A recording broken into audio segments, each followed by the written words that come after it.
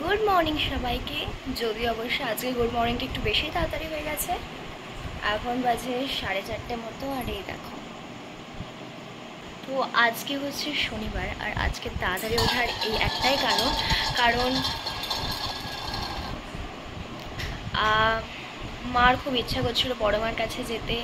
আর অনেকদিন যাওয়াও হয়নি, কারণ আমরা গেছিলাম সেই শীতের টাইমে, মানে জানুয়ারি ফেব্রুয়ারি মাসে যাওয়া হচ্ছিল। তখন পিসিরা এসেছিলো, তারপরে আর যাওয়া হয়নি মায়ের কাছে।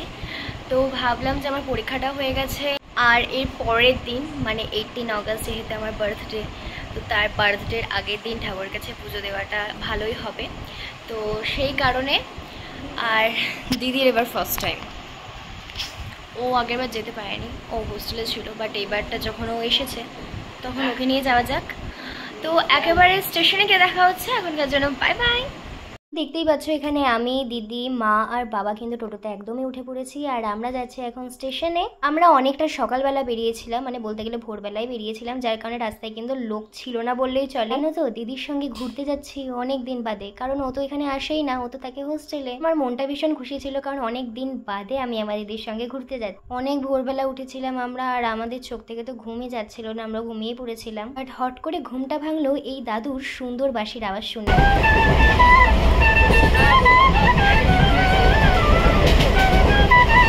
কি সুন্দর বাজাচ্ছিল না দাদু বাঁশিটা। কিন্তু আমি ভাবছিলাম যে একটা মানুষ কতটা বাধ্য হলে এই সমস্ত কাজ করতে হয়। এই সমস্ত ভাবতে ভাবতে আমরা চলে আসলাম নৈহাটি স্টেশনে। আমরা যখন এসেছি তখন ঠিক রাইট 7টা বাজে, আর মনে তো হচ্ছিল না যে 7টা বাজে, কারণ এত রোদ দিয়েছিল কি বলবো। আমরা যেহেতু গেছিলাম শনিবারে, তাই কিন্তু প্রচন্ড ভিড় ছিল। আর এই দেখো, আমরা সবাই কিন্তু টিপও পরে নিয়ে যাই বলো, এই ঠাকুরের টিপগুলো পরলে কিন্তু ভীষণ সুন্দর লাগে। তারপরে আমরা গেছিলাম ঠাকুরের জন্য ডালা কিনতে, আর বাবা তো আগেই বাড়ি থেকে কাপড় এনেছিল ঠাকুরের জন্য, তাই কাপড়টা আমরা আলাদা করে কিনিনি। জাস্ট দেখো কত বড় লাইন।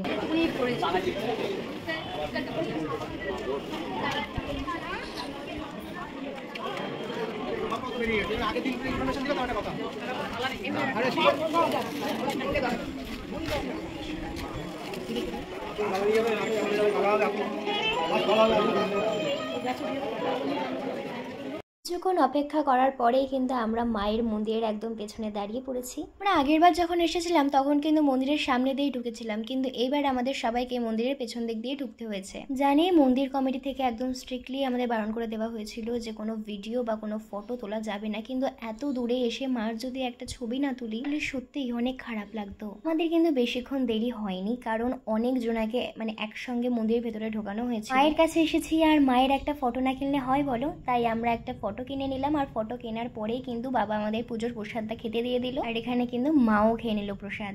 আমাদের পুজো তো একদম পুরো কমপ্লিট। এখন আমরা যাচ্ছি স্টেশনের দিকে, ওখান থেকে কোনো খাবার খাবো। ট্রাস্ট মি, আমরা যেই দোকানটাতে খেতে গেছিলাম সেখানকার খাবার ভীষণ বাজে ছিল। আমার তো একদমই ভালো লাগেনি। আমি দোকানটার নাম বলবো না, কারণ আমি চাই না যে কোনো দোকানের রেপুটেশন খারাপ হয়। হয়তো আমার ভালো লাগেনি টেস্টটা, অন্য কারোর ভালো লাগতে পারে। দেখতেই পাচ্ছিলে আমি দিদির সঙ্গে শয়তানি বুদ্ধি করে ওর খাবার ভিডিওটা তুলছিলাম। দিদি ওঠার পরে আমরা চলে গেছিলাম স্টেশনে, আর আমাদের কাছে অনেক টাইম ছিল, মানে 1 ঘন্টা মতো আমাদের বসে থাকতে হতো। তো অতক্ষণ বসে কি করবো, তাই ভাবলাম গরমও পড়েছে আর একটু আইসক্রিমও খাওয়া যাক। ভালো আইসক্রিম বাবা খেতে শুনি। আমি নিয়েছিলাম বাটারস্কচ ফ্লেভারের আইসক্রিম। বাটারস্কচ কিন্তু আমার ভীষণ ভালো লাগে খেতে। প্রচন্ড গরম করছিল, তাই আমরা একটুখানি পাখার তলায় বসে রেস্ট নিচ্ছিলাম। আর তোমরা কে কে ছোটবেলায় এই সমস্ত আচারগুলো খেয়েছো অবশ্যই কিন্তু কমেন্ট করে জানিও। সমস্ত কিছু খেতে খেতে আমাদের ট্রেন চলে এসেছিল, আর আমরা উঠে পড়েছিলাম ট্রেনে। আর দেখো দিদি মানে ঘুমিয়ে হয় না, ও যেখানেই যাচ্ছে সেখানেই পারলে ঘুমিয়ে পড়ছে। আসলে ও তো হোস্টেলে থাকে, আর ও যেহেতু নার্সিং করছে তাই ওর ভীষণ চাপ। ও মানে বলতে গেলে রোজই ভোর 3টে কিংবা 2:30 নাগাদ রাত্রিবেলা ঘুমে, আর পরের দিন সকাল 6টা নাগাদ ঘুম থেকে উঠে পড়ে। আমার মতো কে কে ট্রেনে উঠলে এই আমলকিগুলো কেন অবশ্যই কিন্তু কমেন্ট করে জানিও। ট্রেন থেকে আমি রেড কালারের একটা হ্যান্ডকারচিফ নিলাম। শান্তিপুর স্টেশনে যখন নামলাম তখন দেখি বাজনা বাজিয়ে মনসা ঠাকুরকে নিয়ে যাওয়া হচ্ছে। আমি কিন্তু এরকম দৃশ্য প্রথমবার দেখলাম। তারপরে আমি চলে গেছিলাম আমার বার্থডে কেক অর্ডার দিতে, কারণ আমি যেদিনকে গেছিলাম মানে বড় মার কাছে যেদিনকে গেছিলাম তার পরের দিনই ছিল আমার বার্থডে। আর আমরা যখন গেলাম তখন তো দেখলাম মানে সমস্ত ফ্রেশ পেস্ট্রিগুলো আসলো, আর নতুন নতুন স্ন্যাক্স আইটেমও কিন্তু এসেছে। তো আমরা চলে এসেছি বাড়ি। চুলের আমার যা অবস্থা, মানে চুলটা পুরো ছেড়ে গেছিলাম, জট পেয়ে গেছে। একটা চয় মেরে দেবো। আমি আর দিদিতে এরকম পাগলামি করতেই থাকবো। তো দেখা হচ্ছে অন্য একটা ব্লগে। এখনকার জন্য বাই বাই।